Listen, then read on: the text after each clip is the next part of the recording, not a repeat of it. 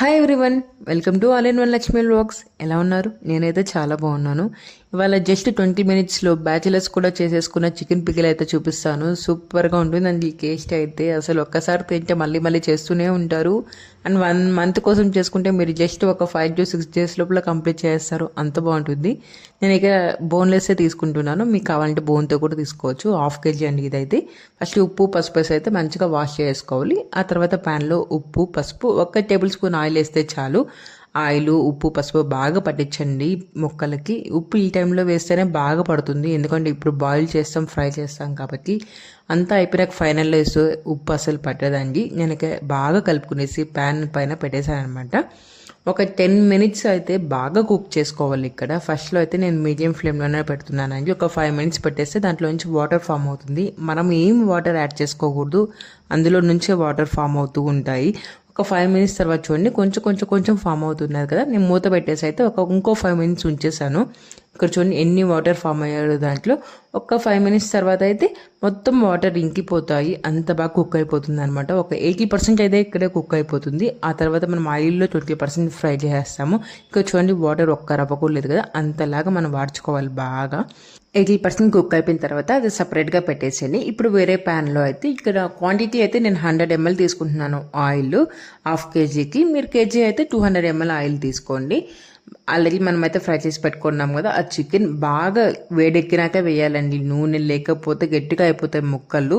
బాగా హీట్ అయినాక వేసి మనం నిదానంగా మీడియం ఫ్లేమ్లో పెట్టుకొని ఎంచుకుంటూ ఉండాలండి. ఇక్కడ బాగా ఫ్రై చేసుకోవాలి. మీరు ఇక్కడ మూత పెట్టేస్తే జరగదు, మనం చేతితో ఎప్పుడు కలుపుతూనే ఉండాలి. ఒక 2 మినిట్స్ తర్వాత అయితే కొంచెం కలర్ చేంజ్ అయింది. ఒక 5 మినిట్స్ తర్వాత అయితే కొంచెం రెడ్డిష్గా అయిపోతుంది అనమాట. ఒక 5 మినిట్స్ కుక్ చేసుకుంటే చాలు.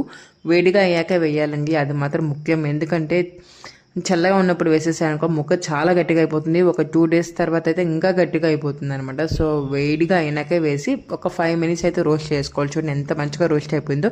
మీకు ఎలా అయిందని తెలుస్తుంది చూడండి. జస్ట్ పట్టుకొని చీలిస్తే చాలు, తెలిసిపోతుంది. మెత్తగా ఉంటుంది ముక్క కూడా. మీరు కానీ ఆయిల్ కానీ హీట్ అవ్వకుండా వేస్తే గట్టిగా అయిపోతుంది. ఇంకా మొత్తం కుక్ అయిపోయిన తర్వాత అల్లం పేస్ట్ అయితే నేను ఒక 2 టేబుల్ స్పూన్స్ యూస్ చేశాను. ఇక్కడ బాగా పచ్చివాసన పోయే వరకు ఇది ఫ్రై చేసుకోవాలి. ఇది ఫైనల్లో వేస్తున్నాను, నేను ఫస్ట్లో అయితే వేయలేదు. చికెన్ మొత్తం కుక్ అయిపోయిన తర్వాత అల్లం పేస్ట్ వేసి అల్లం పచ్చివాసన పోయే వరకు రోస్ట్ చేసుకుంటే చాలండి. చూడండి బాగా రోస్ట్ అయిపోయింది. ఇక్కడ కనిపిస్తుంది చూడండి, అంత రెడ్గా అయిపోయింది కదా, అంతవరకు బాగా రోస్ట్ చేసుకోవాలి. నాకు ఈ టైం అంతా ఫస్ట్ నుంచి ఇప్పుడు వరకు అయితే ఒక 20 to 22 మినిట్స్ పట్టింది అంతే. ఆల్రెడీ ధనియాలు జీలకర్ర మెంతులు ఈ 3 ఒక్కొక్క టేబుల్ స్పూన్ తీసుకొని నేను రోస్ట్ చేసుకునేసాను. ఆ పౌడర్ అనేది నేను ఫస్ట్ యాడ్ చేసింది. ఆ తర్వాత మన కారంకి తగ్గట్టు మన టేస్ట్ ఎంత తినగలిగితే అంత కారం వేసుకొని కొంచెం సాల్ట్ ఈ స్టేజ్లో ముక్కకు చూసుకొని, ముక్కకు అయితే ఆల్రెడీ పట్టిపోయింటుంది కాబట్టి ఈ ఆయిల్కి అంతా పట్టాలి కాబట్టి నేను సాల్ట్ ఇక్కడ యాడ్ చేసుకుంటున్నాను. ఇదంతా ఎప్పుడు యాడ్ చేయాలి తెలుసా? మొత్తం మన అల్లం పేస్ట్ అయిపోయి రోస్ట్ అయిపోయిన తర్వాత గ్యాస్ ఆపేయాలి. ఆ తర్వాత వేడి పైన ఇవన్నీ వేసి ఆ వేడికి ఫ్రై చేయాలి. మీరు గ్యాస్ పైన అస్సలు పెట్టకండి. స్టవ్ ఆపేసిన తర్వాత ఈ మసాలా అన్నీ వేస్తే దానికి పడతాయి. ఇప్పుడు బాగా కూల్ డౌన్ చేయాలి దీన్ని. ఒక 10 to 15 మినిట్స్ అయితే వదిలేసేయండి. మీకు కుదిరితే ఒక 1/2 hour కూడా వదిలేసి బాగా పడుతుంది అప్పుడు. ఇంకా ఫైనల్లో నేనైతే ఇక్కడ నిమ్మకాయ రసం వేస్తున్నాను. ఇక్కడ 1/2 kg కాబట్టి నాకు మీడియం సైజ్ నిమ్మకాయ అయితే ఫుల్గా కలిపేశాను.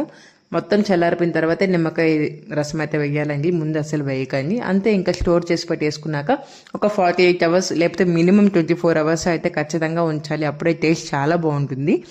ఎవరైనా చేసేసుకోవచ్చు కదా, చాలా సింపుల్గా ఉంది కదా. మీకు ఎలా వచ్చిందో కమెంట్స్లో షేర్ చేసుకొని, అండ్ వీడియో నచ్చితే like and subscribe for more. Thank you.